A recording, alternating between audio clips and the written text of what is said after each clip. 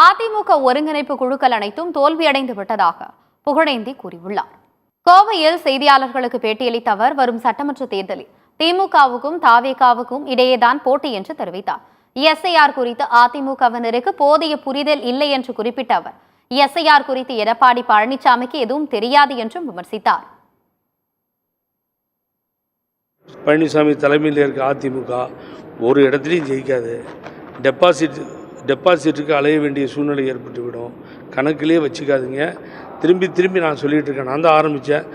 திமுகவுக்கும் தாவேகாவுக்கும் தான் போட்டி இருக்கும். இல்லை, ஒருங்கிணைகிறது இனிமேல் கஷ்டங்க. பழனிசாமி ஒத்து வர மாட்டேங்கிறார், இவங்களும் யாரும் ஒத்து வர மாட்டேங்கிறாங்க. எல்லோரும் திமுகவுக்கு போகிறாங்கன்னு நீங்களே சொன்னீங்க. பல கட்சிக்கு சென்று விடுவார்கள். இந்த விஜய் அது மாதிரி ஸ்டெப்பில் போனால் இன்னும் மோசமாக போகும். ஆனால் என்ன நடக்கும்னா, ஒரு கட்சி காணாமல் போவதற்கு இவர்களெல்லாம் காரணமாக ஆக்கி விடுவார்கள். புரட்சி தலைவர் எம்ஜிஆரும் அம்மாவும் இந்த இயக்கத்திற்கு எவ்வளவு உயிரை கொடுத்து காத்து வளர்த்தார்களோ அது பாதிக்கும்.